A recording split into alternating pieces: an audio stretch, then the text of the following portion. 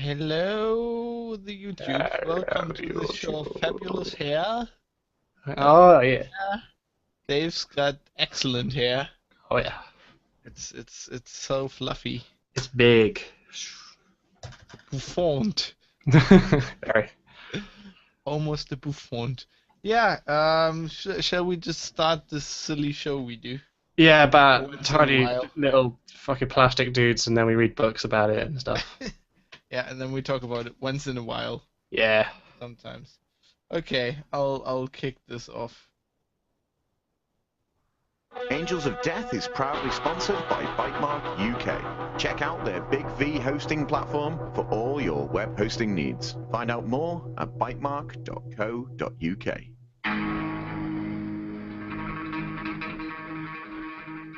Six Gun Productions. New media, new rules. We know our duty and we will do it. We fight for our honor as Blood Ravens, as Space Marines, and we fight in the name of the Emperor.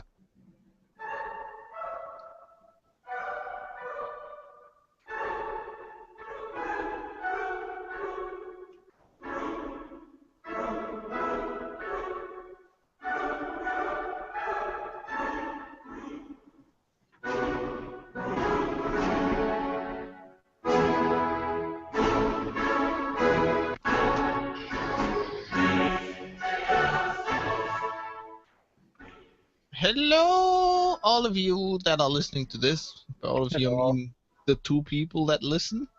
Yeah? I'm Fab from Hanover in Germany. Welcome to Angels of Death, episode 27. Yeah. You are? Oh yeah. I'm Dave, and I'm in Dave. Sheffield. Dave is Sorry. the person. My brain's slightly fried. We haven't done this in a while. Yeah. It's a different experience every time. Yeah, last time we did the show, we said 7th edition might be coming out. Yeah. Now 7th edition has happened, and Yeah, it people looks have like- opinions about it. Yeah, we should talk about that. I certainly have opinions about it. You're meh. You don't care. Yeah, like I'm pleased about some bits. I'm not pleased about other bits. So Yeah. it kind of averages out to. We'll talk about that. Some housekeeping stuff. Housekeeping! Mental pillow. I've That's a create- reference from a fucking Yeah. ancient podcast. Oh yes. Do Oh they my even God. do that draft anymore? I don't know. I should listen to that show again. Wait, Um, hang on. They're The not- last episode of The Shaft came out yesterday. Yeah, I mean they're still doing the show. Yeah. They're part of Oh, hell. Orks cast now. What? Yeah. What? Yeah. At least Eric and Brent. Fuck, what? Brent yeah. Wow. This is Minecraft talk. Wow. For all you people. Shitting hell. Right, yeah. Yeah, and Housekeeping. Brent looks like a fucking Brent, right? Like a Yeah. wizard. Yeah.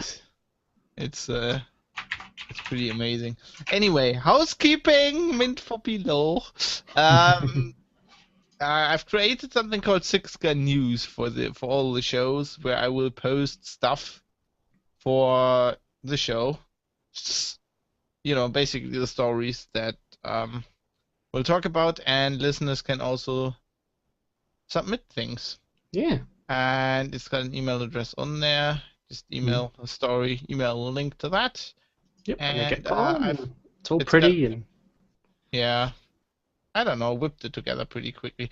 But it's got a Warhammer category, which is the one interesting. to relevant the show. bit. And I just found a design error that I'll have to fix. Okay. No, it's okay. It's just minor. But yeah. Let's say it's still in beta or something. Other things. You can torrent our show. Yes, you can torrent our show thanks to BitLove. BitLove. So, like, how the fuck does it work? Like, So if you go to bitlove.org/sixgun, you see all our shows on there, including Angels of Death. what it does basically, their server subscribes to our RSS feed Right. and downloads new episodes, Okay. and then it makes a torrent file and it starts seeding them, so there's at least one, Oh, that's cool. and you can torrent it. And from there on out, like if you download it, I would suggest you seed it as well, because you can, because it's Creative Commons and we want it to be shared, and Ooh. other people can download it quicker. And the torrents go into an RSS feed, so I know you can That torrent. too, yes. You I can... mean, I know from perfectly legitimate research that some torrent things you can just subscribe to an RSS feed and it'll torrent everything on that list. Definitely. Yeah, this works with this as well. Nothing. And this is completely legitimate content Yes, as well. definite. Well, yeah, this is completely legitimate content, but I know these things from downloading Linux ISOs. Definitely. Yeah, sure. With RSS feeds. And, Yeah. yeah, because many distros update very frequently, and you need Yes. to know. That's how I know. Yeah, that stuff, and then Occamp. Woo! Dave's wearing Occamp shirt. Occamp, for people who don't know, is this little conference that we do, mainly Dan and me and some other Linux podcast dudes. And it's gonna be in Oxford this year in October, which is handy because I'm flying over there, and then in November I'm flying over again for the weekender. Yes, excellent. Should just stay there actually. So I'm taking a month off. Yeah. Nothing security related will happen.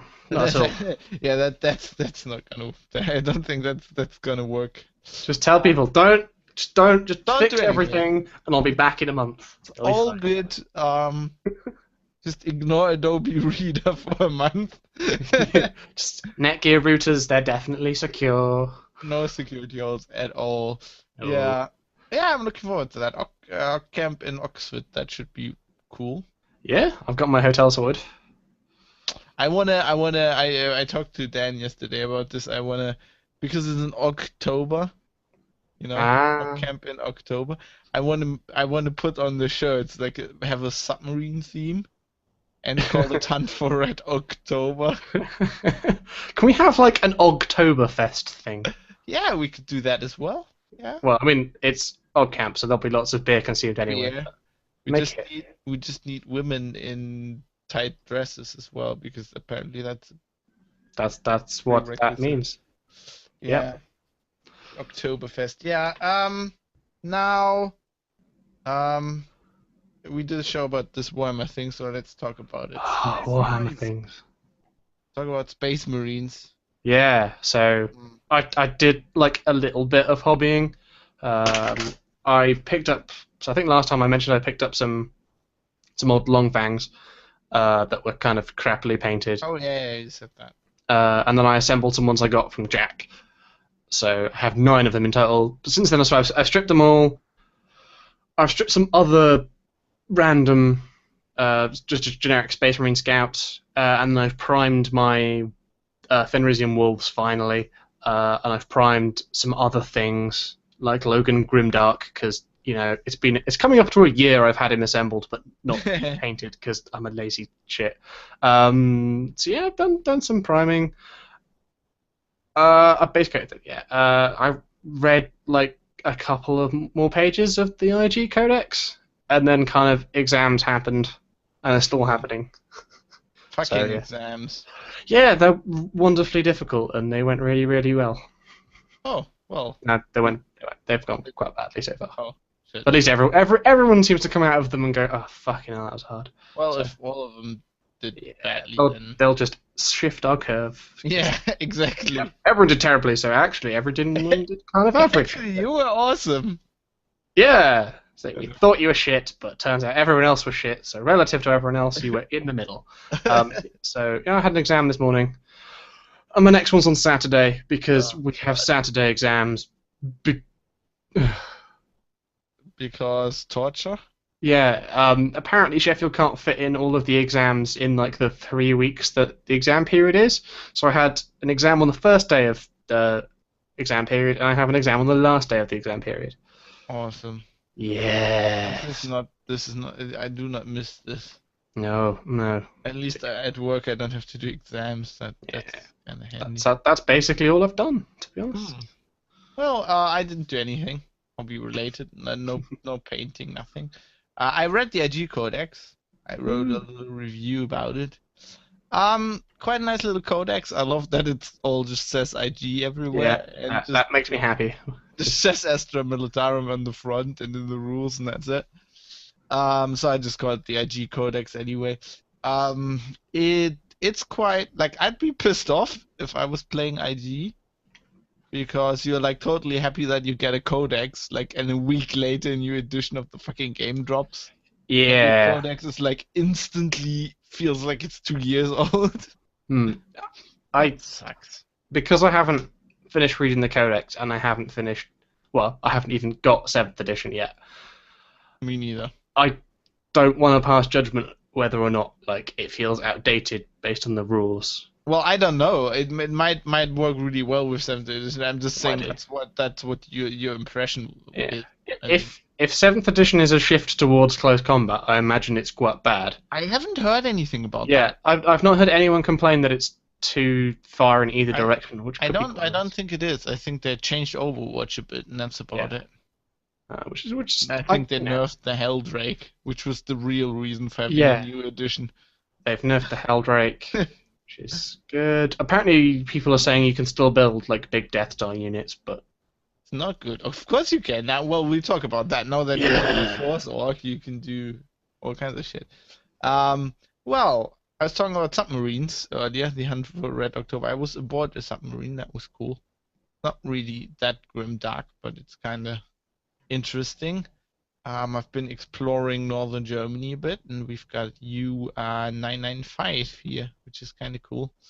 Well, it's kind of 40k because it's a Nazi submarine, and 40k is very Nazi. If we can put it in space, it'll be very 40k. Well, yeah, if you put that, if you see the way it looks, if you put that in space, that looks like a just like some sort of frigate or something. Yeah, exactly. Just add some angels. Awesome, isn't it? Like if you think that's what they designed this basically in the 20s and 30s. Yeah, it does. It looks like cool. They are awesome. The way what I love about the submarines, if you go to my blog, there's images on there. If you look at the last image, you notice the holes in it. The kind of oval-shaped ones. Yeah, if you go up close to it, you'll notice that the outside hull is like hollow. There's holes in it. Right. So that outside structure is not pressurized. Huh. Basically, just the inner tube is pressurized. So that bit's kind of like for aerodynamics. Yeah, like, to make it go what do better. you call that? Aquadynamics? Hydrodynamics? Hydrodynamics, that's it. Yeah, I don't know, because No, that's what it's called. Yeah, I remember air and water are both fluid, so it's fluid dynamics probably. But yeah, no, it's called hydrodynamics. I remember that from Sequest actually. Yeah, it's I knew it would pay off having a astro whatever physicist dude here on the show. That helps. No, yeah, it's kind of it's for that reason. They're kind of cool. That was fun, and I've been enjoying Hamburg. I'm like a part-time hamburger now. And by that I don't mean your food. Bun, no, no, but yeah, my wife, not now my wife, works in Hamburg now in the big university clinic up there. Yeah. And we're basically getting a second flat, so she can stay there in the week because it's too far away to commute every day. Hamburg's nice place. So if there's any 40k people in Hamburg, give me a shout, FABSH on Twitter, @Fabsh. Yeah, that's it. No real hobby progress. Let's talk about 7th edition. Woo! Yeah. Woohoo! Excited. I think this is pretty much the shortest time. The 6th edition was pretty much the shortest edition of Warhammer ever. It's just 2 years. Which is kind of short. And I didn't believe you. You were like, you were earlier this year. I think possibly even end of last year. We're going, 7th edition's coming. I'm like, nah, I didn't know do that. I had no evidence. I just had like a feeling like, oh, they're gonna fuck us for money, aren't they? I feel very, very disheartened just with the game in general. I haven't bought 7th edition yet. I really don't have a reason to right now Yeah, I have. because I'm not playing no games plan. anyway. Yeah, exactly. And I think the fluff's all the same, so Yeah, like no. I can't Considering how many games I've played, there is no reason for me to buy it. The fluff will be the same. I can read the fluff on Lexicanum and in the Black Library books. I can't really see why they. I can't really see a real reason for them updating, except that one change they did with getting rid of the Force Orc, maybe, but because I think the ally matrix didn't work, that was a mess. Yes, And Ally then- Matrix and combined with Force Orc was a bit of a clusterfuck. Well, also because of the mini codexes, and all the which weren't supplements. included in the Ally thing. So if you see the photo someone put up of the new Matrix, it's just Imperium of Man. No, I haven't seen it. Let me. Let's see if I can find it. New allied.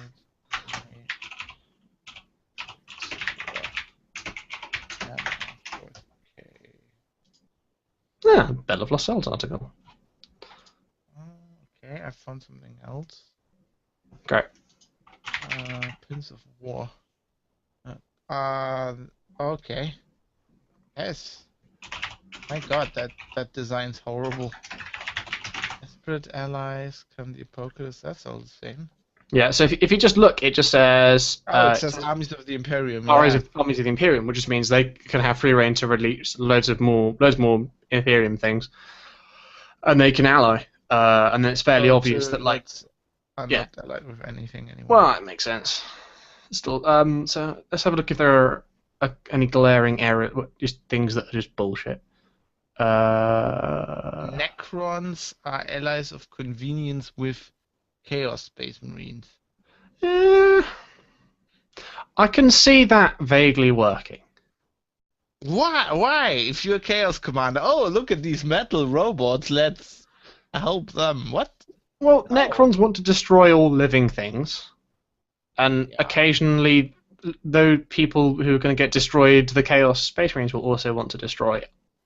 I don't see why the Necrons no. wouldn't just destroy the. Yeah, I think in the Chaos fluff Space that's Marines. bullshit, because Yeah, Chaos hates everything that doesn't have an imprint in the warp, yeah, true. as far as I understand, and the Necrons don't have that.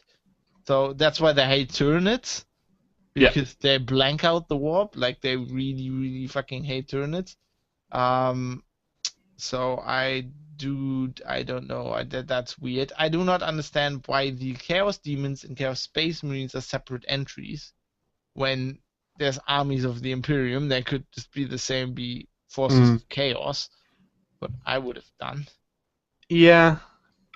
I mean, only reason I can think is because there is a Chaos Demons and a Chaos Space Marines. Codex isn't they're separate. Well, But that's armies kind of of the Imperium are yeah. like, they say it's like They're very disparate. Astro Militum. So they adapt. Did you notice the Adeptus Sororitas Codex still listed? Yeah. So I mean, that means they they- haven't. They haven't completely got rid of it yet. But yeah, it raises a good point with the Chaos Demons and Chaos Space Marines. I hate that design. That's It's kind of horrible. shit. Does the whole book look like that? The other Matrix is a lot better. Yeah, it's That kind of is shite. balls. I can't see any other glaring. Dark Eldar will ally with Eldar. Yeah, okay. Necrons will ally with. Oh my God! This is the White Dwarf article on this. Oh no, it's not. Is it? Is that White Dwarf? Yeah. Yeah. No, is that from the rules? Why is there a picture of a guy in there? They have that. That looks just like White Dwarf, doesn't it? Which one are you looking at? So I'm looking at the Pins of War. I'm looking at Bell of Lost Souls. If you Google Pins of War, That's- first look at the new Warhammer. Got it. Okay. That could just be from White Dwarf then. Don't know.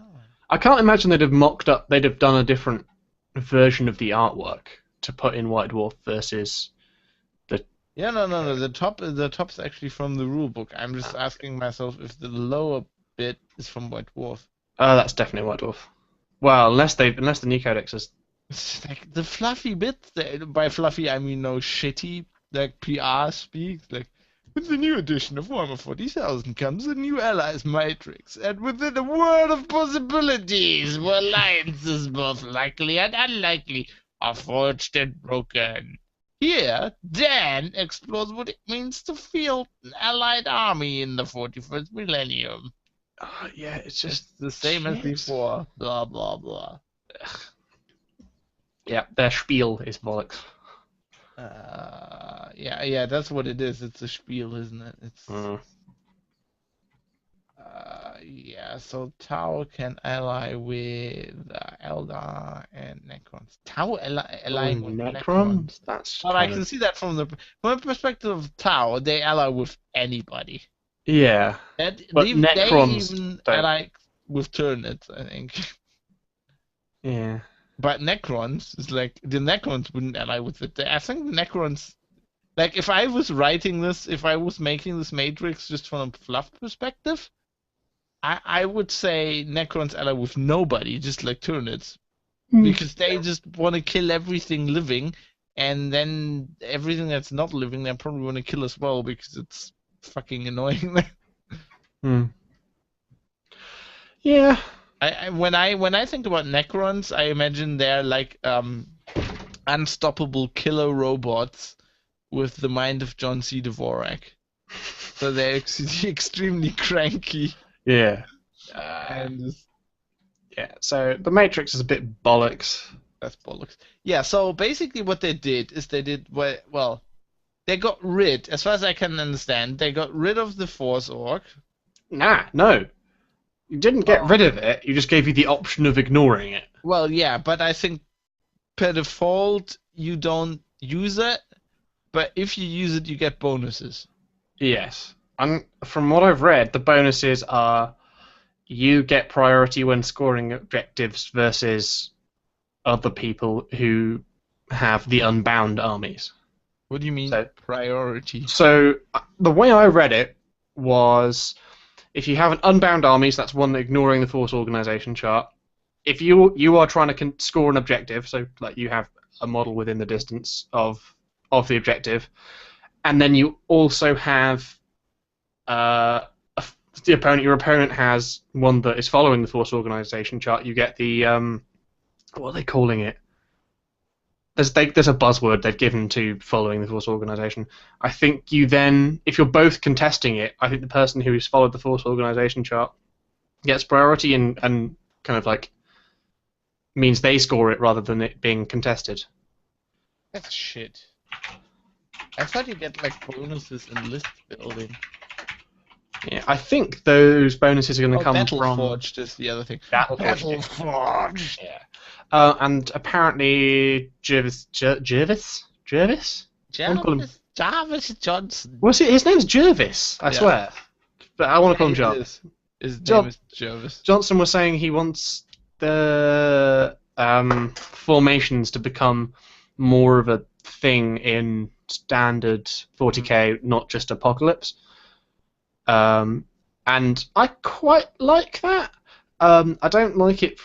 I'm not a fan of it from the perspective of their formations are inevitably going to include some expensive models that, you know, they're going to want to charge you loads for. But formations feel kind of fluffy.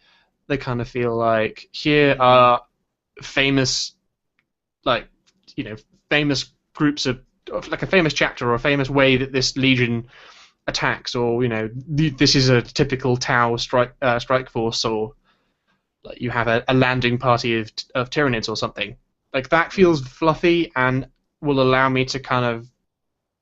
So yeah, what I said on Twitter was, I don't like this whole unbound armies things because I'm of the game design philosophy that restrictions breed creativity. So, like with Magic the Gathering, you can like I like, so we play EDH.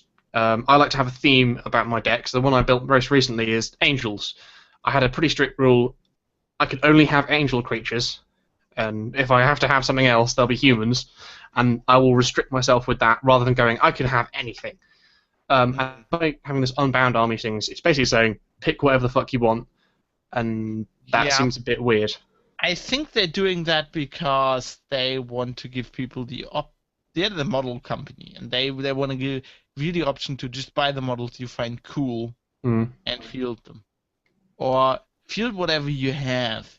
That was the big thing about Apocalypse in the whole book. Mm. It's just like we want to give you the ability to field whatever you have. I've seen people being quite positive about that, so then maybe those same people will like Unbound. Think that's good. I don't think it's good from a game perspective because this basically, to me, this says we have no fucking clue how to balance this game. Yeah. We don't care about that. So now we're just throwing the whole idea out of the window. Yeah, Which I think in an ideal world, they want people to come along and go, oh, okay, I'm going to build a Space Wolf detachment that's just whatever was it, Canis Wolfborn, the guy who rides a wolf, and then just a horde of wolves. Like that's what they want you to build, something quite, thematic. So you are imposing restrictions on yourself, but Unbound armies are just going to be used to. I have found the most broken combo. Games Workshop never FAQ this, so I will just do this and then be unstoppable because that's quite a popular mentality amongst the players of the game. Yeah, exactly. I'm not a tournament guy, and I don't care about the tournament organizers and their shit. I don't give a crap about that. But this whole thing, and apparently it's now in the rule books as well. I'm reading an article about this just now. That says players must agree how they're going to select their armies, blah. And that's this whole thing that keep talking about this on independent characters, about having this conversation before you do the game and all that. I think that's bollocks, because this basically, you couldn't go in a Games Workshop store to just play a game, because the store's full of wankers. And let's face it, 99% of people out there just want to win. Maybe not 99. Let's say 80% of people. A lot of people. They're gonna do whatever it takes to win, and they're not the fun. Your friends, okay. Like if you're like Carl from the independent characters, and you know people, you're in the Bay Area, and there's tons of people around. You know all of them, and you have a group, and you can play with that group. Fine, right? Then you're good. Whatever Games Workshop does, like.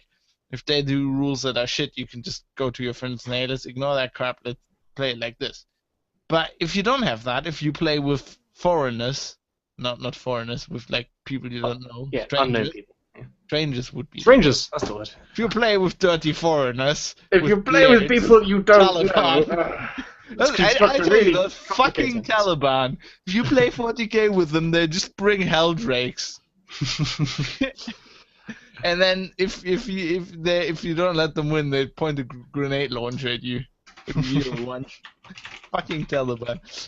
No, but it's just like that. That's not gonna happen because these people are just gonna.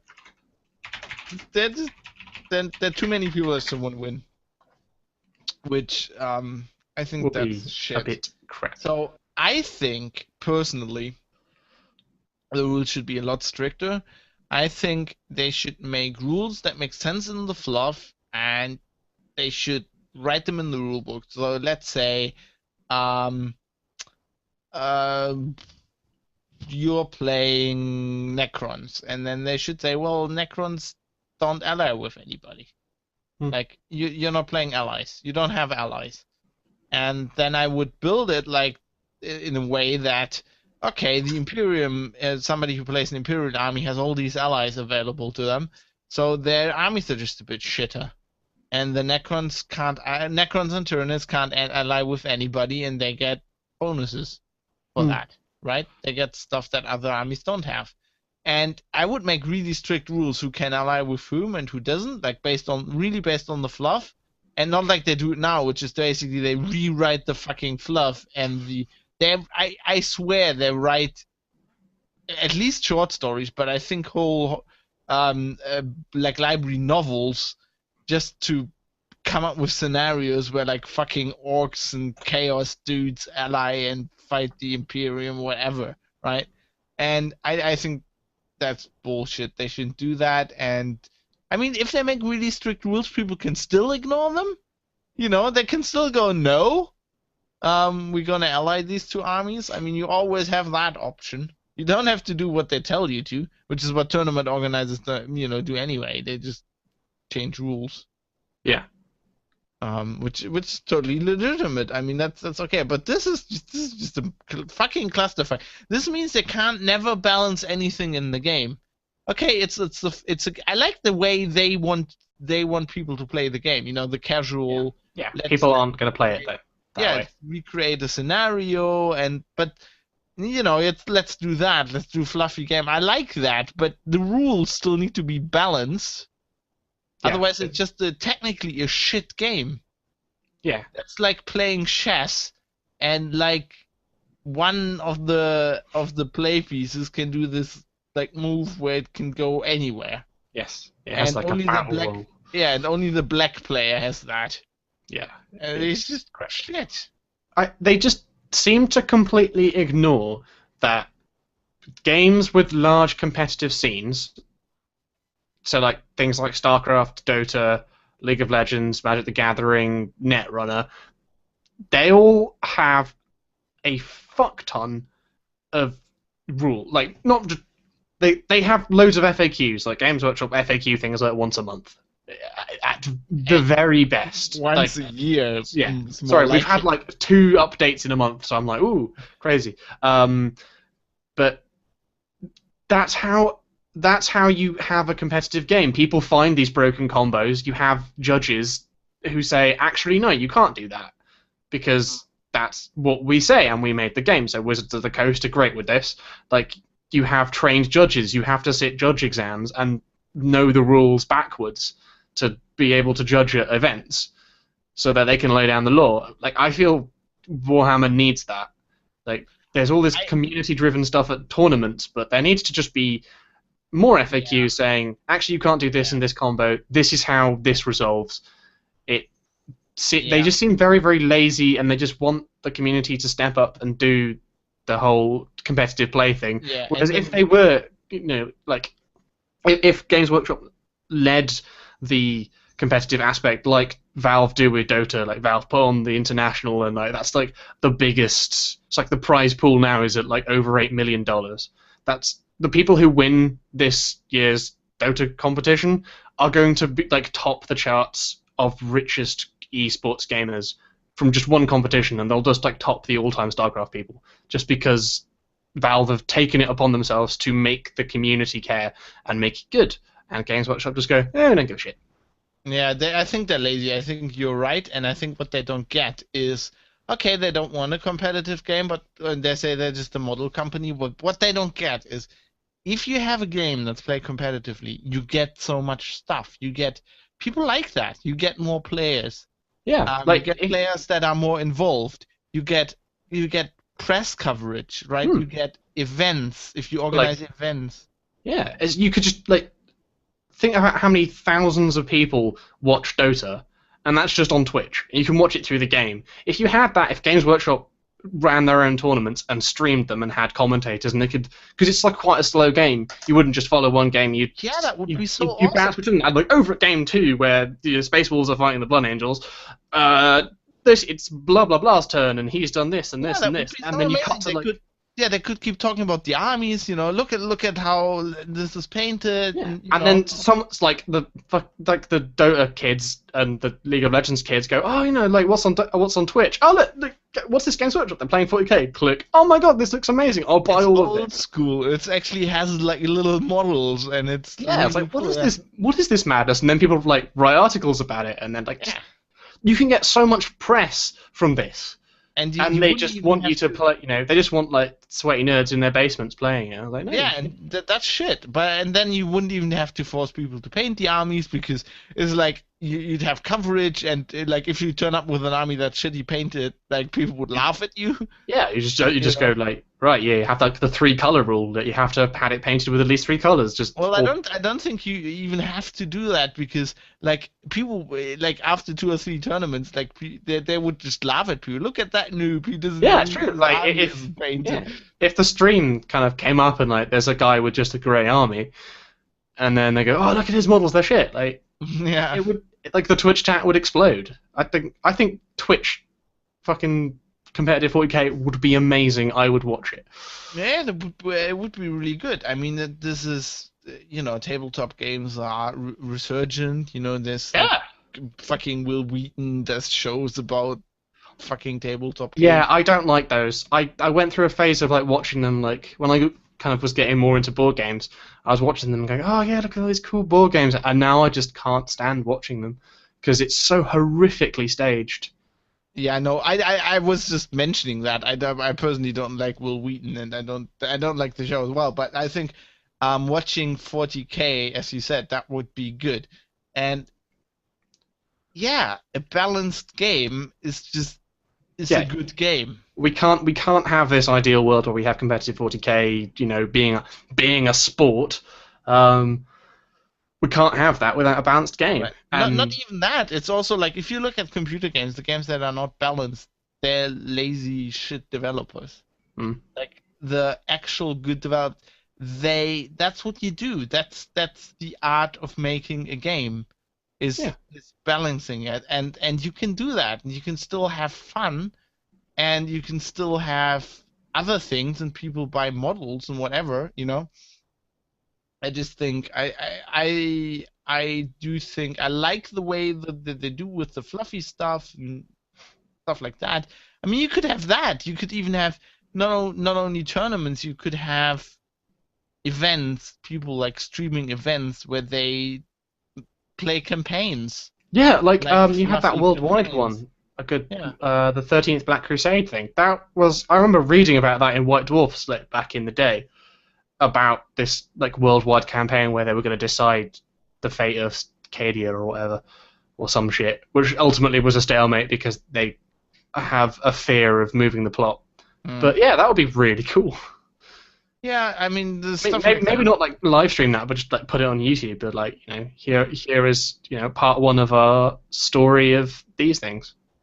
Yeah, that would be good. I mean, also because I think they need to take charge because the community is just shit. Yeah, like, I'm reading this article. I mean, these people. Okay, right. I'm expecting too much because I'm an editor in my day job, but it's like, what is this? I'm even not on Bell of Lost Brain Cells where this guy always with the article, hey, this is so and so writing here, and then they post like obviously I can't say the word, plagiarized images, like just put them in the articles. They don't care. This is the same thing. It's like, hot off the pins of no, this is actually this is something else. This is Murphy80. Oh, no wonder. This is Murphy80 at hubpages.com. And they write these stress stories. Murphy here, and this time I'm going to write about, what is this, kindergarten? Hey, I'm writing an article about Warhammer. Hello, my name is Fab. You don't fucking introduce yourself if you write a fucking... List this. Dear Diary, today I'm writing about 7th edition 40k. It's just drives me. This game has so much potential, and then there's all this idiocy around it. I mean, but on the positive side, the psychic phase. I like this. This is good. Really? Okay. Yeah. If anyone has not been aware, they're bringing it more in line with Warhammer Fantasy. So rather than you do your psychic powers in a kind of bullshit way, basically at any point in your turn where it's relevant, there is a specific psychic phase where you use warp charges to cast spells or to stop your opponent's casting spells. And basically this, just like from the games I've played with Jack, we both had psychic stuff that we just completely forgot to use because, one of our spells happened in the movement phase and one of them happened in the shooting phase or the combat phase. We just completely forgot to use them. Whereas I think having a phase where it's like, this is where we do the psychic things, because everything else is kind of like, this is the thing where you move. You don't do anything else in moving. This is where you shoot. You don't really do anything else there. This is where you do combat. It makes it more in line, and it's going to make learning the rules easier for people to go, okay, right, I think it's moving, psychic, shooting, combat, I think that's how it goes. But it's kind of, it just makes it, it feels like it'll flow better than going, oh, actually, right now I'm going to do my bullshit psychic spell, and then, suddenly I beat you. It'll feel like kind of less bullshit, I think. So I'm Yeah, quite pleased about that. I think I don't know. I'll have to play to really know, but it sounds like a good idea. When I saw it, I thought, yeah, that makes sense. It's such a big part of the game anyway, and it's become such a big part of the game that just I think it makes complete sense. Well, the independent characters raised an interesting point. It's a bit weird if you have an army that doesn't have psychers. Yeah. You're just sitting around drinking whiskey or Yeah, I doing suppose you things. are. But, if you have no psychers, your psychic phase doesn't happen, you just go move straight on. Yeah. But isn't it normally if both armies have psychers, like if you do something, then I could like counter that? Yeah, so Deny I the think witch or whatever. in my turn, I have my psychic phase where I use my warp charges and dice to cast my spell. At the same time, my opponent's using his dispel charges, or whatever they're called, to basically deny the witch and stop me casting it. So that's like one time when you have like interaction with your opponent. But if you don't have a psyker, I assume your opponent just gets to freely use their powers. I mean, obviously they have to pass the psychic test and stuff, but you can't deny the witch, basically, I don't think. Yeah. Which and it could be a bit weird, but there are psychers are kind of common, really, isn't it? Aren't they? oh, Tyranids don't have psychers, Necrons don't have psychers, Sisters don't have psychers, and well, there's other armies where you could be without psychers. Yeah, maybe. Who was Black Templars, but they're not really. Yeah, they don't exist anymore. Well, they do exist. They're just yeah. Yeah, we have that, and then your objectives. The other thing. These are kind of bullshit. I don't know. Why do you say that? I don't see the point of them. I don't. So you have to buy these separately, and then basically, I think as you do stuff in the game, you randomly sort of reveal. But they're part of the game now, right? You'll have to play with that. Right?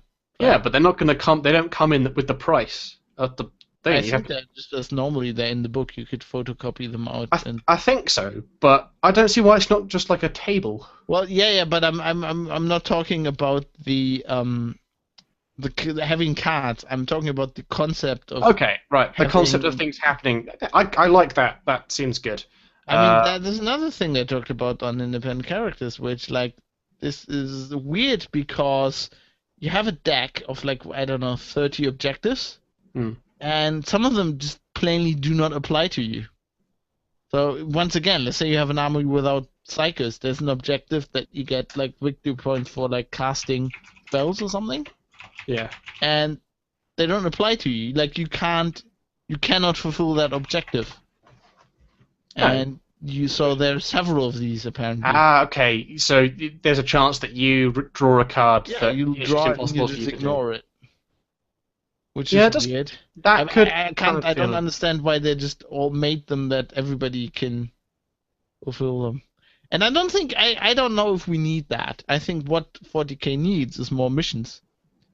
And obviously they don't want to give you that with the basic game because that's one of their, it's like war zones for Apocalypse. They're probably going to sell books with scenarios with different missions in it. I think like these cards don't change the missions drastically. So this isn't like instead of more missions, this is just like you have the same missions, but because the cards you draw, providing that they're of course relevant to you, they're going to change the way the game plays out sufficiently so that the next time you play it and you draw different cards, you'll end up taking things differently and maybe prioritizing different things. So I think it could work. No, I know what you're saying. Then I think what you were saying before is why not just make it a table you roll on? Yeah, why not just go like, okay, whenever this criteria happens, like I don't know, at the beginning of turn 2, roll a D100, and then just pick off this table. I don't see why you have to have these cards. If they want you to buy cards. Yeah, because then they'll come up with supplements. It's like, oh, have the new bonus ones. Yeah, and possibly there are envious of Wizards of the Coast or something and want to have cards as well. Yeah, but Wizards of the Coast make a good competitive game, and I willingly give my money to Wizards of the Coast. I willingly give my money to Fantasy Flight for their cards. I mean, I would rather buy Panini football stickers for the World Cup than give money to Games Workshop for these fucking cards. Wow. And I don't do football. I would rather have because there are them. I know some people, and they are Yeah, Panini this stickers. totally in. I have some colleagues who are collecting these, and they're like 40-year-old men. So I know apparently there was in the church locally there's a I don't go there obviously because I'm a filthy heretic. But there's like a study room so that you can go there, do revision, and you get free tea and biscuits. Apparently that's become the place where like all the guys and girls who do the Panini sticker books go to do their trades. So they'll be there at like 9 in the morning, supposedly doing revision, but they're just like, "Oh, have you got a shiny Brazil?" Oh. Yeah. It's like, it's a shiny thing. I could have a shiny thing. I don't want that. Yeah. Why am I on the website? I don't want to do this. Oh. Yeah, I don't know. What do you think about the way they released the rule book, i.e., 3 different books? So initially I was just like, it's a bit weird and tacky. Apparently they've done it before. Yeah, it's like second. It's like second or fourth or some bollocks. I think it's okay. So you've got it split into fluff, rules, and artwork, right? Mm-hmm. Is that what it is? Yeah. I quite like the idea that you can now I think have. it's actually fluff, artwork, rules. Yeah. But you can have the rules separately, so when you are going to play your game, you don't have to lug around hundreds of pages of irrelevant stuff. Yeah. But it's still a hardback copy of the rules, and I would much rather have a tiny, small soft you cover get thing. that with the. Get that eventually once they really re-release. No, first of all, they're going to release the kit. The Dark Vengeance not Dark Vengeance, but the new box set. Yeah. Which is going to have one in, and then half a year later you will be able to buy it separately. Yeah. Hopefully that'll be the soft cover though, because last time they did the small version, but it was still a hardcover. Really? It was a hardcover? Yeah. Which is why I didn't get it, because it was also kind of quite expensive for just what I already have. But yeah, I think it's an improvement on what it was. It's still not what I want, but yeah. They have a special edition.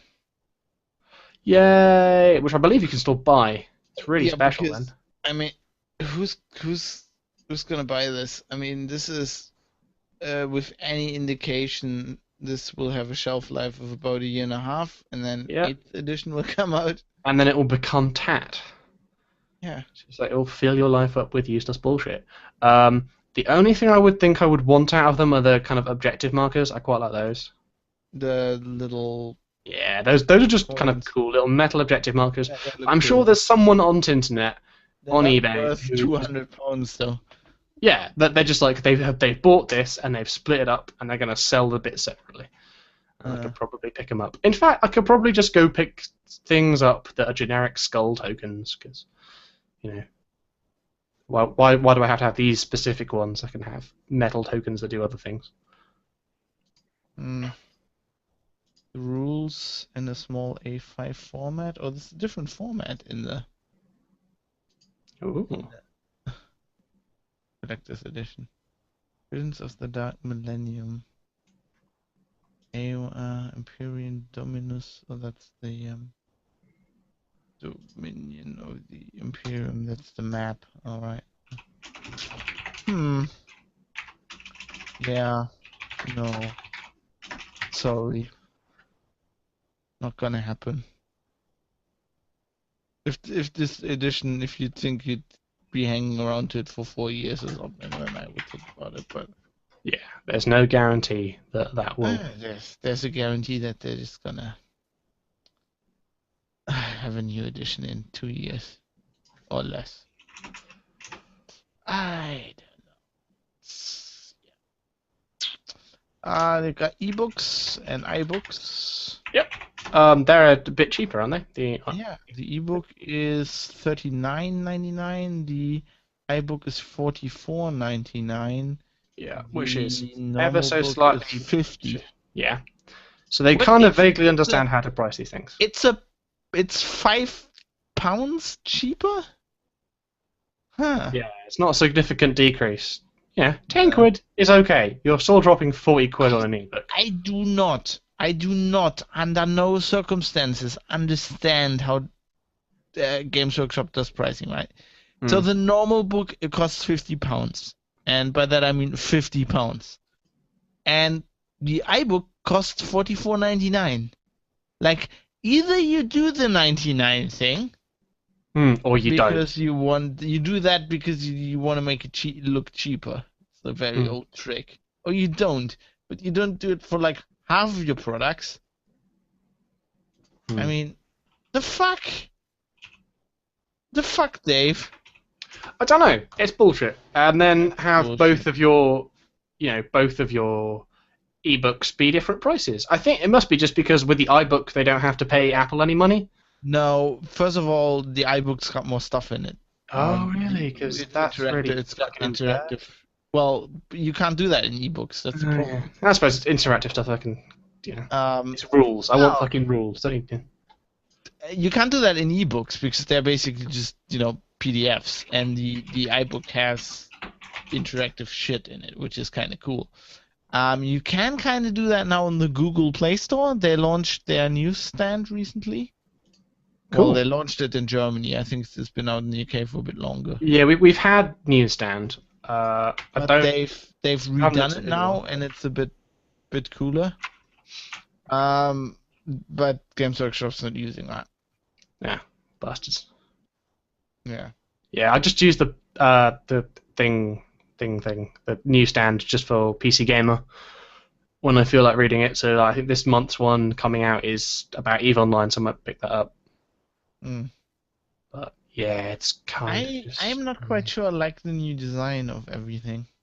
Oh, what, the new kind of red, black, and white style? Yeah.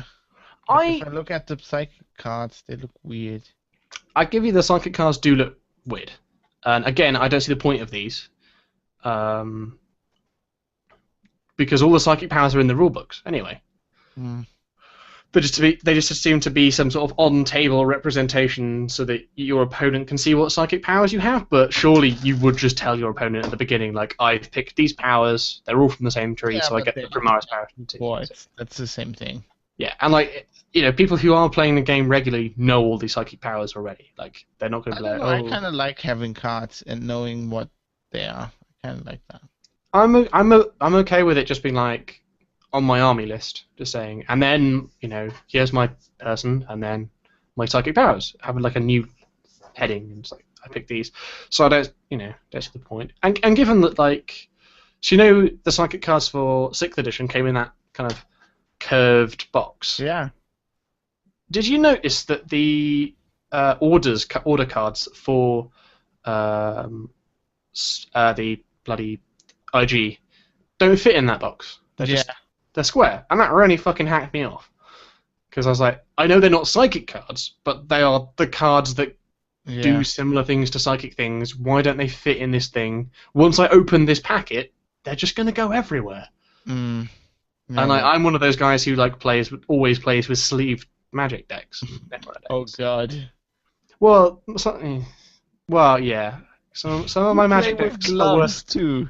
No, I do have a playmat just in case the table's because I'm a colossal nerd. But yeah, like some of my magic cards are worth money. So yeah, I've got like 30 euro cards and shit. It's like, oh, maybe I don't want to get these bent. But yeah, so kind of. Like they're not even like a standard size. They're not even like other games. Like what the fuck is it? Infinity? I think those cards just fit in the same sleeves as Magic cards. They're just bastards, basically. Yeah. Bastards. That's my opinion. We have the Visiones of the Dark Millennium. I didn't. Is this just artwork? This is the artwork. Is this £45? £45 worth. Is this not? 44 pages Is this of the same artwork as in the normal one? There's probably some extra artwork in it. Just like here's the same artwork and with some bonus things. I quite like the cover. It's Mm. quite cool. Got an Well, the cover is the same cover as the Space Marine Codex. The version there was a version for the Iron Hands. yeah. It's just it's nice artwork. I like the whole red, black, and white thing going on. It's all right. But again, it's an art book for £45. What do they think I am? Made of money? Fuck off. Yeah, I'm maybe made of money a bit, but not that. I don't earn that much. And also, I want to buy a motorcycle. So, What kind of motorcycle? a Moto Guzzi. What? A Moto Guzzi, MOTOGUZZI Oh. 7 Special. Oh, hello. Mm. Yes. Yeah, it's a nice bike. It's not cheap. No. Oh, that's just fucking gorgeous. Well, I sold my car when we moved to London, and then when Yeah. you moved back, I could really use a car. Hmm. But yeah, so now I could use a car, but I've wanted a motorcycle for ages, and I'm getting old enough. Stop buying food. Buy the motorcycle. Well, I'm on the way. Yes, I'm on the way. I'm saving up. Yeah, That's so bike. fucking beautiful. Yeah, that would be. I'm now in the age where you get like the midlife crisis. Yeah. So my housemate John and I John really wants to get a motorbike, and I've always vaguely been interested in them, but like I've never ridden one, never ridden a moped. They just look fun. So we've just been like noticing really expensive motorbikes because apparently we have like a custom motorbike shop in Sheffield. Oh, Yeah. nice. So we often see kind of like really, really loud, kind of pimped out motorbikes going around. Harleys and shit. Yeah. Yeah, I used to be a shopper guy. I got my license when I did the normal car license, Mm. and my parents have bikes. I used to ride around on them. Well, actually, I had a scooter before I had a car, because in Germany you can get a scooter when you're 16. Yeah, I think you can do that. So I They had do, a Peugeot scooter. I was riding around that, and then obviously I drove around. My parents lent me a bike for like some few days. So I would get my mother's bike and then drive around with my dad. And yeah. So no fucking art book for £45. That goes into the Moto Guzzi fund. Yeah.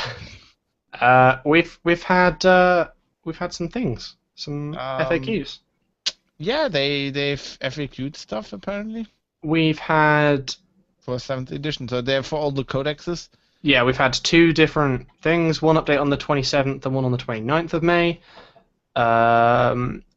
I've had a quick browse through the Space Wolves and Blood Angel stuff. Mhm. Blood Angel seem to like maybe possibly have their groove back. Some people are saying that they might be quite good again. Space Wolves, I think they lost some stuff. Basically, they kind of like, because of the psychic power changes, Space Wolves have been nerfed a bit, but Space Wolves will probably have a codex soon, so it won't really matter. But because I haven't played with my armies a lot, I don't really notice the changes. People seem quite happy that there have been FAQs so quickly after the release of 7th, so more power. I should have worked on that with the rules, so I can explain.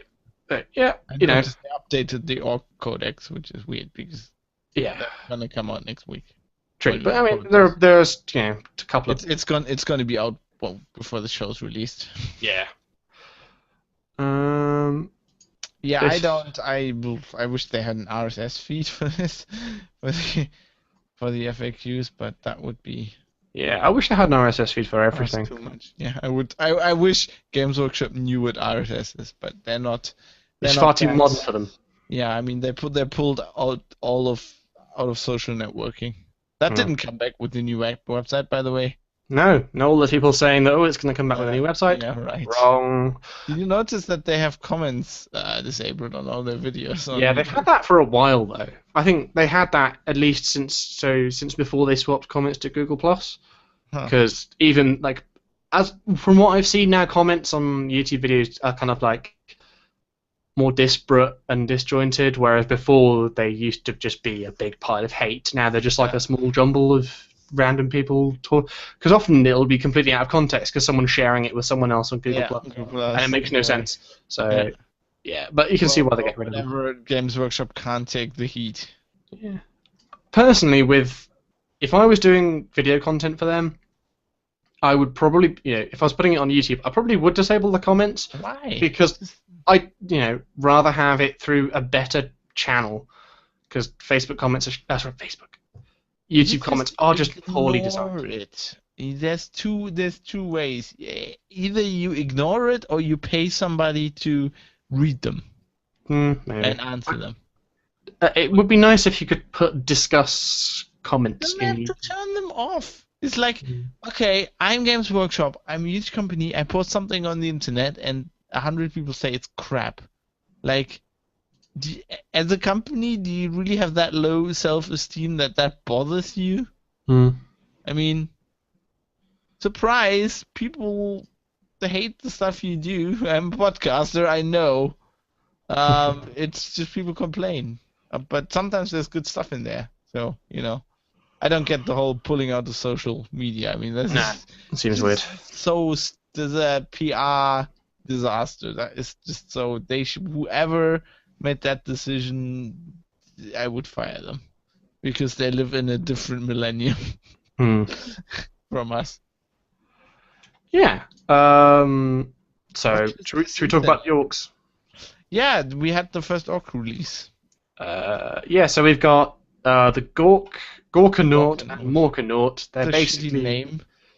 Well, I get what they're going for, but it's kind of shit. Yeah. And then the models are just kind of shit. They're knights, right? They're kind of knights. Yeah, for Orks. they are the big walkers that every faction needs to have now. I'm super intrigued what the fuck the Blood Angels and Space Wolves are going to have. Yeah. Blood Angels, they're going to The have walking angel. they're going to have some Ponzi Angel bastard, and then the Space Wolves. I'm imagining a giant wolf, just like I get to have like this fuck off, like I don't know, the Worgen fucking whatever thing. I don't know. I don't see it working. But yeah, so you've got I various don't like things. these models. They seem to be well received, especially by Orc people. Yeah, people like them. I can see them being quite like to me. They look like an Orc walker. That doesn't look good to me. That looks like a pile of metal. I know that's what the point of Orcs is, but I don't like that. That just looks kind of shit. Me neither. And I personally think the problem is maybe because the paint jobs are horrible. Like they're well executed, but I don't like the color schemes. Yeah, well, they're well executed as technically, but I don't like the color scheme. They're way too. They're just one color. Yeah. I don't think they're orky. There's not enough rusted metal. Yeah, like they're very clean for Orc vehicles, and I mean in terms of the sculpt, there's a lot of flat surfaces.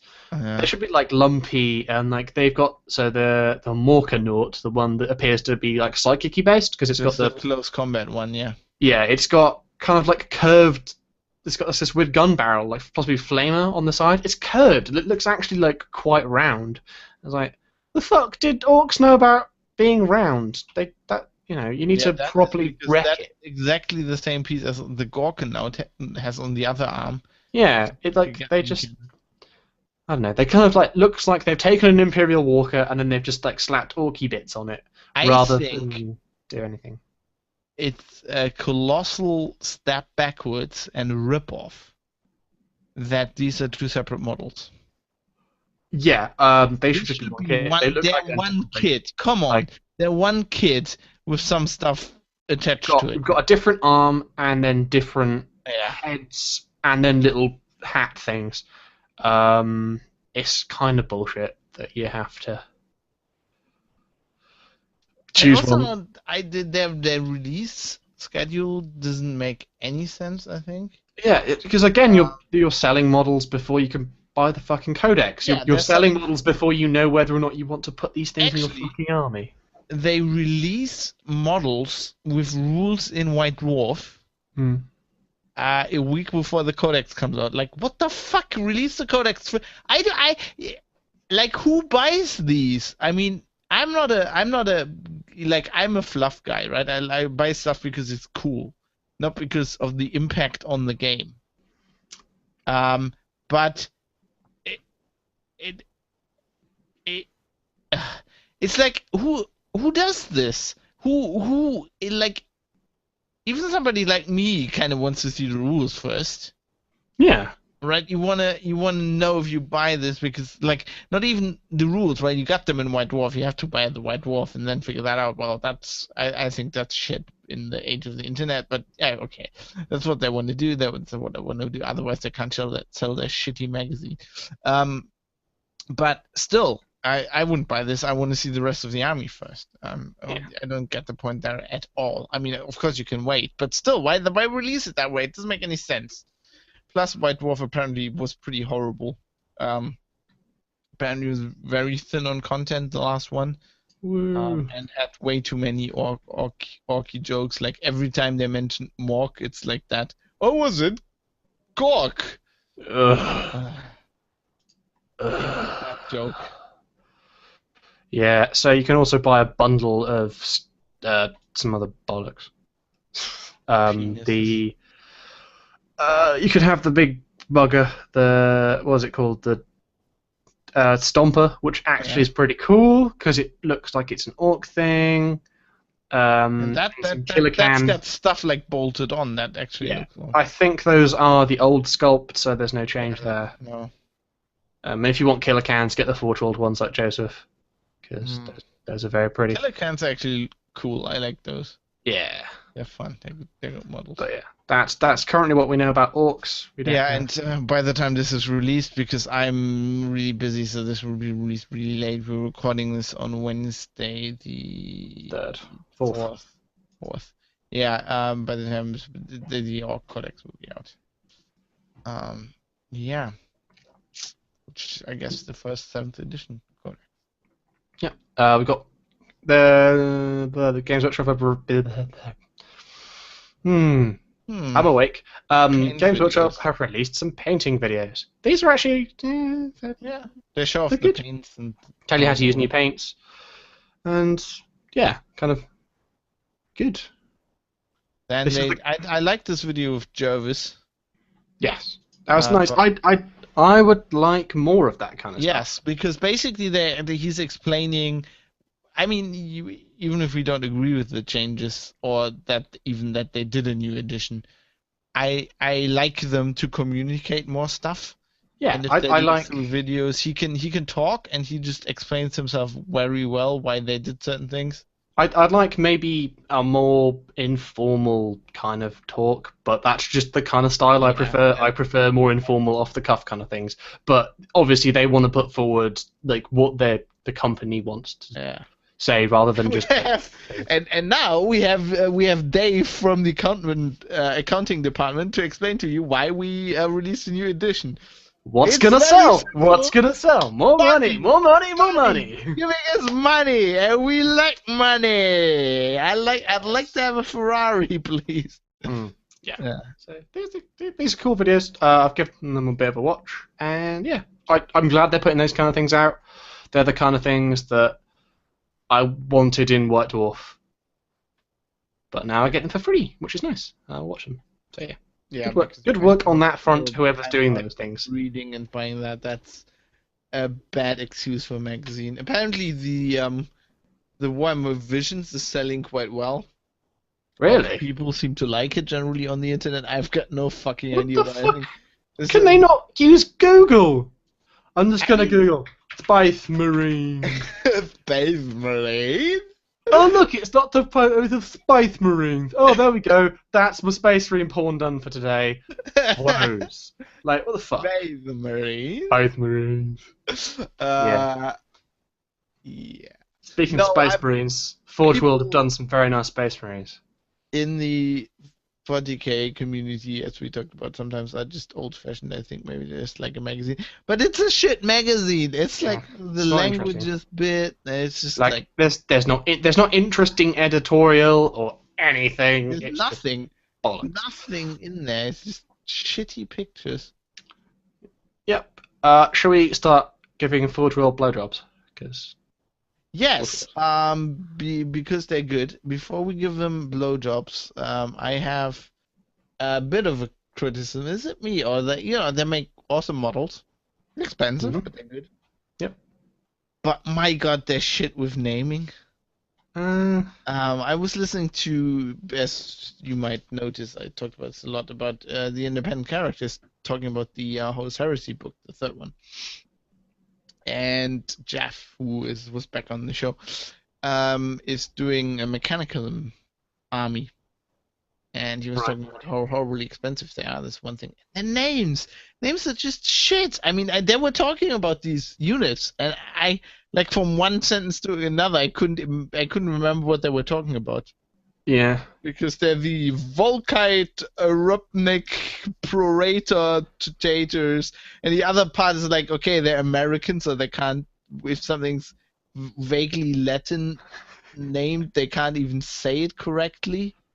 Okay, with other things, okay, I mean, I can't pronounce things because I'm German, but... Oh, what drives me insane is they were talking about the Imperial Fists and about Sigismund. Yeah. They kept calling him Sigismund, which is probably how you pronounce it in English, but that's just horrible. Everyone I know calls him Sigismund, but yeah, Sigismund kind of makes more sense. Yeah, it's fucking German. But yeah, like the new battle tanks are called the Krios Venator and Krios battle tanks. It sounds like a sex toy. They're kind of sure they're not things existing in the fluff right now. They might exist in the fluff, but they're not common knowledge. They just sound a little bit kind of lame, but they look pretty. Yeah, can't they just get one from the other building, which is just over the road? Yeah, Just go to Black Library going, Laurie Golding, name a tank for us. Yeah, or fucking GW, they can, Land Raider, that's a good name. By the way, this Krios Venator thing is horrible looking. I quite like it, actually. It looks like a digging implement. I think it's a Mechanicum thing. Yeah. I think it fits with the kind of Mechanicum ethos. So you've got the battle tank and then Venator. Basically two different types of they're mobile artillery. The Mechanicum look is very much steampunky, but also H.R. Geiger. Yeah. Who died recently, by the way. Yeah. Isn't it Giga as well? Or something. I call him Geiger. Someone was like, it's not Geiger like a Geiger counter. It's probably Giga because it's like Swiss or something. Yeah. Probably it's Hans Rüdiger Giger. So, yeah. Mechanicum have like a strong aesthetic, and these things fit in with them, and they're self-propelled guns that look pretty cool. They're alright, yeah. Not bad. There's Mortarion. You can buy Mortarion now. I want it a lot. He's good looking. Yeah, and like the weathering and like aging. The paint jobs. I like the base once again. They did a really nice base. Like that kind of coppery blue thing they're doing is super pretty. Like I don't really have any problem with this at all. I like if you look how the base goes together. That's just like. That's like what? So cool, anime. I want it. You can hardly see his face, but he looks like dead. Yeah, I think he wears a mask or something. No, or maybe he's just really pale. I can't remember. Like I think in the books he's always just like described as looking deathly. Well, his name is Mortarion. But like, yeah, makes sense. So that's pretty cool. I would size as well. Yeah, and you've got the like the chainmail under his plating. It's so good. If they released some more heads and bodies and stuff, you've got heads and bodies for Emperor's Children, heads for World Eaters, Pauldrons of Power for the Alpha Legion, kind of like more of the same, just slightly different, so you can pimp out your armies and make them look Combi weapons. super amazing. They've brought out some more Legion combi weapons. These look nice. They're like Also- chunky and Also stuff you can use for 40k. I don't see why. They're obviously All of a similar scale, so they should work. The Contemptor Chain Fist. So if you have a Contemptor Dreadnought and you want to give it a Chain Fist, you can do it now, and it's very. I don't know. I don't like that. It looks like it's flipping off. Yeah, it's kind of giving someone the finger, but like, Yeah. you look at the Contemptor, like I've seen it in person now, and it's a big thing, and that just looks like it's a normal chainsword attached to it. It doesn't seem big enough to me. Like I want that to be bigger, or maybe to have more of them. It just to me it looks kind of like a tiny thing. I'm not a fan of that. It's like it's flipping. I would model it that it's like flipping off your enemy. Yeah, it's like fuck you, Chain Fist.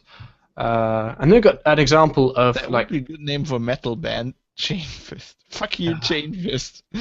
Chain Fist. Fuck you with a Chain Fist. Yeah, these tech thralls. Yes, this is kind of more of that naming problem. Tech thralls with mitralocks. Yeah, Like that sounds like a fancy haircut. yeah, it's like, oh, check out my mitralocks. They're with fortifying shampoo and enriching keratin and omega proteins or whatever fucking shit. Like these are very steampunk. Like these guys look like to me they remind me of kind of like old school deep sea divers. Bioshock. They look very Bioshock. Like big daddies and things. So that's kind of what they look like to me. They're alright. I'm not a huge fan of steampunk, so you know, I'd rather have both Marines. It's both Marines. Then they brought out 2 new books. I'm a bit confused about these. I'm not sure what the point of them is. Well, the point of them is you can actually play the game with those, as I understand. Right. So How are they different than the previous things? well, they're cheaper. The other books are huge and they got all the fluff in it. Okay, so these are kind of like stripped down versions so you can play the... Yeah, as far as I understand. Like they look So super basically, yeah. Well, basically 30k is 40k rules with these army lists, which are special Force Orc charts. Like, I've got no fucking clue how it works now with 7th edition, how that impacts Horus Heresy. Yeah, I imagine Horus Heresy is just going to kind of go on a bit of a tangent and do its own thing. But then they would have to, at some point, release their own rulebook. Yeah, probably, but people are saying that it's kind of balanced because, you know, you've got Space Marines fighting Space Marines, but nothing seems overpowered. Space Marines. Yeah, they Space said Marines. apparently at the weekender, Forge World said that they do not plan to do any Xenos. Yes, so, yeah, there's a Battle of Lost Souls article written by Dr. Love 42. More quality journalism from Yeah. Battle of Lost Brain Yeah, it's Cells. not actually too bad. It's just like basically he summarized what went on at the Weekender, and yeah, it's kind of some of it's written in really interesting English. So they're talking about the Battle of Prospero, which is kind of some of my favorite stuff in the Horus Heresy. Prospero is chronologically below Istvan. I was Like, I'm pretty sure that's Istvan's actually spelled incorrectly there, because doesn't it? Yeah, it is. It's Istvan, which is wrong.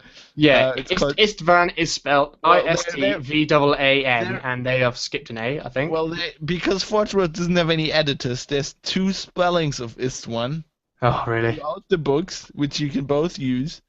This is not it. Also, There's. I treated this because this was so. I actually forgot about this, so I didn't know what you were talking about when you said interesting English. This is so horrible. This is like Forge World's bad without editors. This is like preschool English. What the fuck does chronologically below even mean? Why do you use words? What he means is Prospero took place before Istvan, Yes. which is true. Yes. But But- why, if you do not know what the word chronologically means, why would you use it? Yeah, you just say Prospero is set before Istvan. Yeah. It's just like easier English. Like Happen. we have. Or When I was writing my report for my project this semester, my supervisor said like the 3-syllable rules. If something is 3 syllables or longer, you probably don't need to use it unless it's a technical term. So if it's if you're using a 4-syllable word, find a way of saying it shorter because you'll probably get the definition wrong and use it incorrectly. depends. Well, you could look it up, and if you're a journalist, sometimes you want to make your writing a bit more interesting than A says B. But yeah, when you're writing a scientific thing, you want it to be. Yeah, I don't know. Scientific thing completely. So this is one of those cases where it's like, just go back. No, this is just the case where if you can't write, don't fucking write. Like, Yeah. Or just say Prospero before Istvan. Yes. Okay. So yeah. Isn't Other that thing- wrong, by the way? Wasn't Prospero after Istvan? No. Prospero all happened after the Council from Nicaea, and at that point, all of the Space Marines were still loyal. So like. You're right. It happens all before. All It's before just- that stuff. It's Like just people- because it's in the Horus Heresy series. It's Yes. after this It comes after in the books, but chronologically before. So you still have kind of the word bearers and stuff being evil, like they are on their descent into chaos, but they are not openly evil yet. They kind of okay, that makes sense. so I just the whole thing is just. I mean, I'm just. Prospero is chronologically before Istvan. Prospero has been pushed back 1 to 2 years. yes, which I thought when I first read that, I thought they're retconning the fluff. Why? And it actually just means it's probably between 1 and 2 years away. No, which, for Forge World to do this. When I read this, I thought, what? They propelled the whole planet back in time? Yes. How did that happen? Yeah. That is amazing. So Star Trek plot. apparently the delay is because the forces are unique with real challenges. Basically, this means No. What they're saying is they're late because they need to do right by the 4 Force. What the fuck? yeah, it's just that's awful. But I think basically what they mean is they need to come up with comprehensive and fair psychic rules for the Thousand Suns because in the books the Thousand Suns don't really fight. They just use psychic powers all the time, They just, which is pretty cool. They just go. And then Space Wolves are just badass. I imagine they might include Sisters of Silence in that because Sisters of Silence play a pretty pivotal role in the fluff. So, Dude, look at this. They're doing balancing of the game. Wait. I know. I have a special microphone for this. Balancing of the game. Yeah, that's nice. Well done on them. Vulcan. It's 2 to 3 months away, so about 2 months away now. I just love giving balls shit. They were advertising, I think, on Twitter for a writer. They were looking for a writer, and I asked them if they intend to pay that writer. They got back to me, unsurprisingly. Well, Anyway, you were saying. Vulcan looks amazing so far. Gone, yeah. He's not out yet. Looks good. Forge World apparently mentioned that they'd like to do Battlefleet Gothic, but there are no plans. I like how all the Primarchs they do are like smashing. Most of them are smashing up like Space Marines. Yeah, like it's just good. Apparently, don't expect Skitarii anytime soon. So those are kind of like the most frequently mentioned Mechanicum units. Why are they not like they're always in the books? Yeah, I don't know why. I would have liked a reason for this. So yeah, I expect other auxiliary forces in future books like Spire Guard for Prospero and Calth Defense Force for Calth, which kind of implies that there's going to be Sisters of Silence. They're never going to do Xenos, which I mean makes sense. Like the Xenos stuff that I've come across is kind of incidental plot. Oh my god, this guy! Who is this guy? Calth Ultramarine the Shadow Campaign is likely next. And maybe more than one book. Plural, you fucking moron! Yeah, are likely next, but I don't. It's just kind of. Isn't this was posted? Oh no, this is Dr. Love, right? This is Larry Vela, who's the main guy on boards, I think. This is Dr. Love guy. Let's click his thing. So this Dr. Love dude's a guy who posts on the forums apparently, and he was at the event. Other things. Apparently, there's a Knight Titan, Mechanicus Knight Titan, which 30k has a lot of Knights and Titans in. Pretty cool. Plymouth. Apparently, he's the chapter master on the forum of the dyslexic Marines. Yeah. They say they're about 50% through the series that has currently been written, which is interesting because they're going to catch up with books pretty quickly. Yeah. There's some more stuff coming, some auxiliary things. Book 4 to be out end of this year, but not at Games Day. Wow. That's basically it, really. They're at a clip. They have new stuff that's coming. The Solar Auxilia. The book 4 is going to be called Conquest. Yeah, and then some possibly heretical things. Yeah, It looks okay. Yeah. I'm intrigued, but I probably won't be getting it because it's super expensive. Yeah, super expensive. Finally, it's Black Library time. It's Black Library time. Woo! We have. Yeah, we've got some bundles. Basically, they are just compiled versions of the stuff we're going to talk about, apart from the combined edition bundle. What is a combined edition? I'm not sure, but it's 80 quid, and in that bundle you get the 7th edition ebook edition, you get Nightbringer. Oh, that's cool. Basically, what this appears to be to me is a selection of books that kind of are like the best or very good examples of their titles. So you've got the Ravener series. Yeah, so it's the first book in the Ravener series. You've got the first book in the Araman series. You've got Chris Wright's first Space Wolf book. And then you've got Nightbringer and First and Only. So those are like classic books in the Black Library. So basically, it's a thing for new players. Yeah, this is kind of like you want to buy the ebook of the rules, but maybe you want to start getting into the fluff more, so you buy this and you probably get a discount. That's quite cool. I mean, it's not anything I'm going to pick up. And then we've had a fair number of books since last time. We've got a new Space Marine Battles book. It's Engines of War.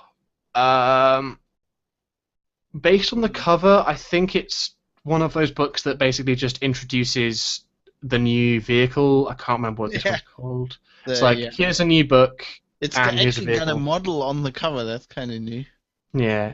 Is it a model or is it just a CGI version? No, that's a model. I The rocket is very badly. don't know. It looks kind of painted to me, but yeah. No, So that's, basically, it's about this one of the tanks. And then you got Valador by Guy Haley.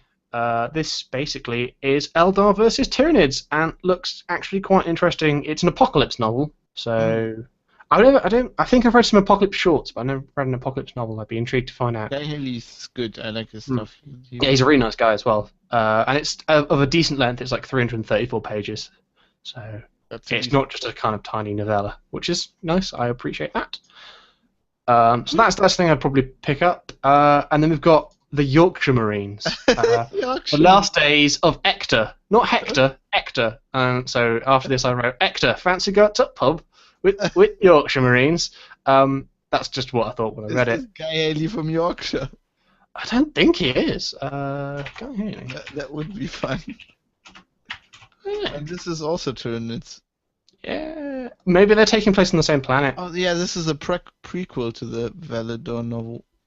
Ah, cool. Yeah, like Guy Haley's also really nice, and it's He writes prequels to his own books. Apparently. Fun. And it features the Crimson Castellans, who I've never heard of. I've heard of them before. At some they were mentioned before. Maybe it was another Guy Haley story. I bet they are kind of like.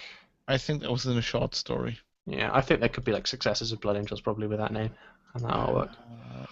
I suppose if it's a prequel to Valdor, I should probably read that first, which is kind of cool. We've got Talons.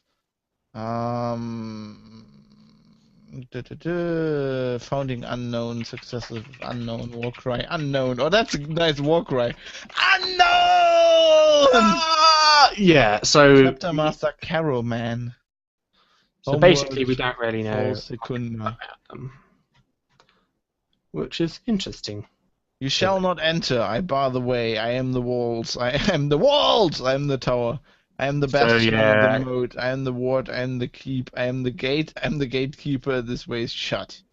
Crimson Castellan's Catechism of Resolve. So it sounds like Imperial Fist's could be successor chapter to me. Could be. Yeah, that I've liked Guy Haley's book before. Oh, I read about this story in the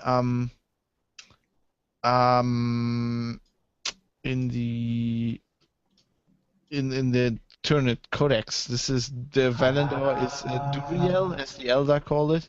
Yeah. This is a planet where High Fleet Leviathan and High Fleet Kraken converged. Oh, that's cool. That's a cool story. I might, actually, yeah, okay. These books, up. I will add these to my list of things I want to read.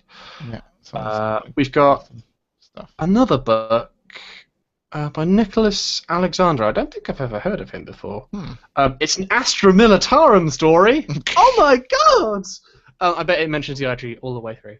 Yeah, it's a short story. It's one of those £1.50 things.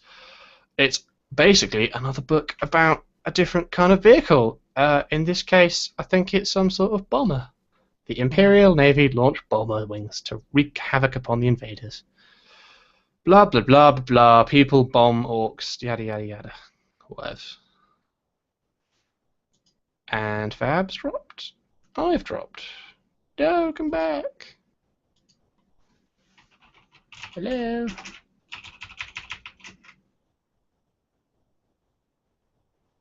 Okay, a message sent, so I'm alive. Can I load web pages? I mean, yeah, I can. Hello. Yeah, I mean, I'm still alive.